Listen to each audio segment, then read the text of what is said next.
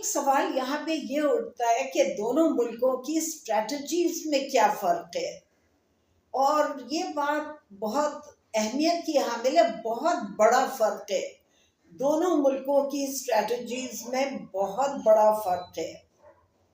ایک فرق تو یہ ہے کہ بھارت جو ہے وہ عوامی مراکز ہیں، مسجدیں ہیں، عبادت گاہیں ہیں، ان کو اٹیک کرتا ہے، جبکہ پاکستان نے اپنے رسپانس میں صرف فوجی ٹھکانوں کو اٹیک کیا ہے۔ یہ ایک بہت بڑا فرق ہے۔ ہم نے فوجی ٹھکانوں کو اپنا نشانہ بنایا، جبکہ بھارت نے عوام کو، پاکستانی عوام کو، آزاد کشمیر کے عوام کو اپنا نشانہ بنایا۔ ایک بات مجھے اور محسوس ہوتی ہے، شاید آپ نے بھی اس پہ غور کیا ہو، کہ جو ہم نے اہداف حاصل کیے ہیں ان کے لانگ ٹرم اثرات ہوں گے۔ مثلاً ہم نے بھارت کے بہت ہی ٹیکنالوجیکلی سوفسٹیکیٹڈ جہازوں کو مار گرایا ہے۔ اب آگے چل کر میرا خیال ہے اور ممالک جو ہیں وہ بھارت کے ہاتھ اپنی سوفسٹیکیٹڈ ٹیکنالوجی بھارت کے حوالے کرنے میں تھوڑا پس و پیش کریں گے، سوچیں گے کہ وہ بھارت کو یہ دیں یا نہ دیں۔ دوسرے جو ہم نے بھارت کے بہت اہم ٹھکانوں پر سائبر اٹیک کیا ہے۔ بھارت باہر سے بہت بزنس لیتا تھا، اس آرگیومنٹ پہ، اس بنیاد پہ کہ ان کی آئی ٹی میں بہت ترقی کی ہوئی ہے انہوں نے۔ اب پتہ یہ چلا کہ جو بھی ان کے آئی ٹی کے وہ ہیں، وہ پروٹیکٹ نہیں کر سکے ڈیٹا کو۔ ڈیٹا جو ان کے ہاتھ میں دیا گیا تھا وہ بالکل سمجھے کہ بغیر ڈیفینس کے تھا، اور آگے چل کے کیا مختلف بزنس گروپس اور ڈیفینس فورسز اپنے ریسرچ پروجیکٹس بھارت کو دینا چاہیں گے، میرا تو خیال ہے کہ ایسا نہیں ہوگا۔ ایک اور خیال آپ کے بھی ذہن میں آیا ہوگا کہ اگر پاکستان، یہ جو آج صبح کارروائی کی ہے پاکستان نے فجر کی نماز کے فوراً بعد، فجر کے ٹائم، اگر ہم وہ نہ کرتے تو کیا ہوتا؟ کیا بھارت اپنے کارروائیاں جاری رکھتا؟ کیا بھارت خود بخود ان کارروائیوں سے باز آ جاتا؟ میرا خیال ہے ایسا بالکل نہیں ہوتا۔ بھارت پاکستان کے خلاف جو بھی اگریشن کر رہا تھا وہ جاری رکھتا۔ اب جب پاکستان نے اپنی رسپانس دیے تو امکان ہے کہ اب بھارت باز آ جائے گا۔ اب بھارت مختلف ممالک کو بیچ میں ڈالنے کی کوشش کرے گا، اور خبریں آ گئی ہیں، کافی سورسز سے مجھے پتہ چلا ہے کہ اب بھارت نے مختلف ملکوں کو بیچ میں ڈالنا شروع کیا ہے کہ پاکستان سے کہیں کہ پاکستان اپنے یہ جو اوفینسو ہے اس کو روک دے، مگر پاکستان اپنے اہداف حاصل کیے بغیر مجھے نہیں لگتا ہے کہ اس آپریشن کو روکے گا۔ اس پورے کانفلکٹ میں بہت سے تجزیے سن رہی تھی۔ ایک تجزیہ کار نے کہا کہ امریکہ نیوٹرل تھا۔ امریکہ بالکل نیوٹرل نہیں تھا، امریکہ بالکل انڈیا کے ساتھ تھا۔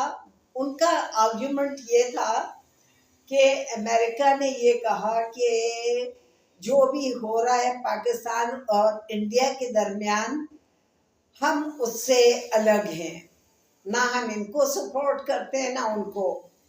یہ نہایت ہی ڈسٹربنگ چیز ہے میرے لحاظ سے، کیونکہ بھارت اگریشن کر رہا تھا۔ ہر ملک کا، ہر یونائٹڈ نیشنز کے ہر ممبر کا یہ فرض تھا کہ وہ بھارت کو ڈسکریج کرتے، لیکن امریکہ نے انہیں ڈسکریج کرنے کے بجائے کہا کہ ہم اس میں انوالو نہیں ہوں گے۔ جب پاکستان نے اپنا رد عمل دیا تو اب وہ کہنا شروع ہوئے کہ ایسکلیشن نہ کی جائے اور کارروائی کو یہاں ہی روک دیا جائے. اب کیوں انوالو ہو رہے؟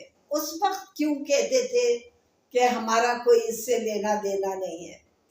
بھارت کا دوسرا بہت بڑا سپورٹر جو ہے وہ ہے زائنسٹ اینٹی. کچھ لوگ اسے اسرائیل کہتے ہیں، میں اسے زائنسٹ اینٹی کہتی ہیں، صہیونی. بھارت، امریکہ اور صہیونی اینٹی جو ہیں یہ سب سے بڑا لیڈنگ اسلامو فوبیا جو پھیلا رہے ہیں، اس کے سینٹرز یہ تین ہیں. اور پاکستان کے ساتھ کون ہے؟ چین، ہمارا دیرینہ دوست. جو پاکستان اور چین ایک دوسرے کو آئرن برادرز کہتے ہیں، اور یہ بھی کہا جاتا ہے کہ ان کی دوستی جو ہے ہمالیہ سے بھی بلند ہے، اور جو ڈیپسٹ سب سے گہرے سمندر ہیں ان کی گہرائی سے بھی زیادہ گہری یہ دوستی ہے. تو چین نے پاکستان کے ساتھ کھڑے ہو کے پاکستان کو سپورٹ کر کے اس کا ثبوت دیا ہے کہ واقعی پاکستان اور چین دوست ہیں. پاکستان اور چین ایک دوسرے کے لیے بہت اہمیت رکھتے ہیں.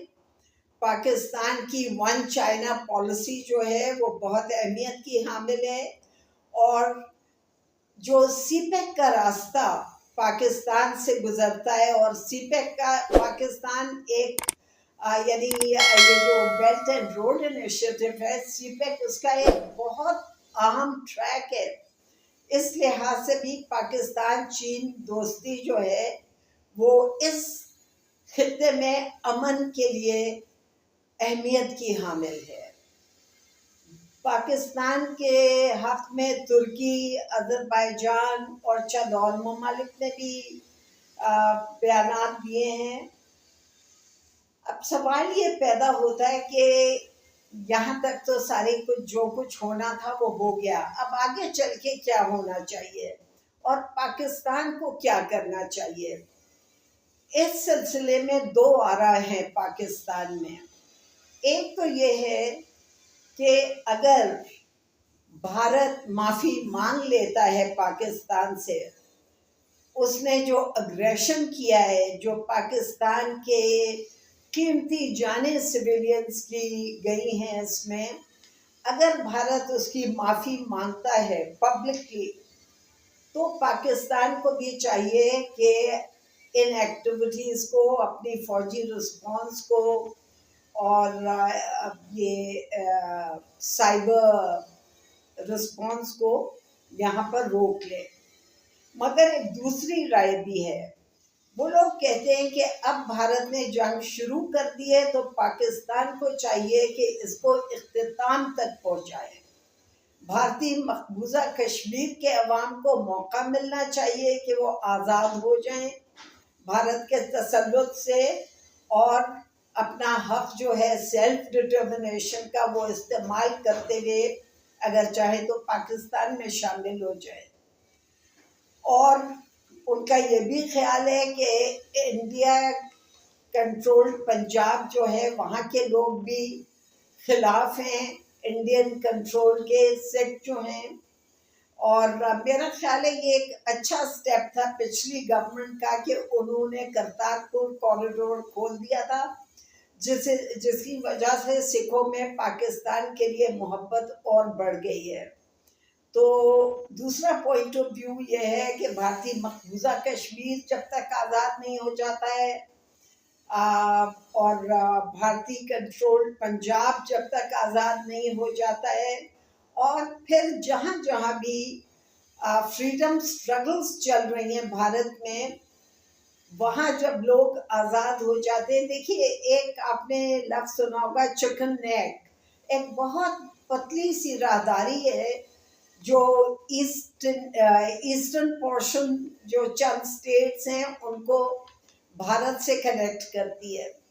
ایسٹرن جو سٹیٹس ہیں ان میں بیشتر میں آزادی کی تحریکیں چل رہی ہیں. تو اگر چکن نیک کو قابو کر لیا جائے تو یہ اسٹیٹس آزاد ہو جائے گی. اب یہ تو بہت ہی اچھا ہوگا ان لوگوں کے لیے اگر انہیں یہ موقع ملے، لیکن جو اس میں ایک رسک کا ایلیمنٹ ہے وہ یہ ہے کہ اگر جتنی لمبی چلے گی جنگ تو یہ خطرہ موجود ہوگا کہ وہ نیوکلیر وار نہ بن جائے، کوئی ایکسیڈنٹ ایسا نہ ہو جائے یا کوئی ایسا سٹیج نہ آ جائے وار میں، جنگ کے دوران، کہ نیوکلیر ویپنس آ جائیں. تو ہر چیز میں، ہر آپشن میں اسٹرینگس بھی ہوتی ہیں لیکن رسک بھی ہوتے ہیں، اور بہت سوچ سمجھ کے فیصلہ کرنا ہوتا ہے.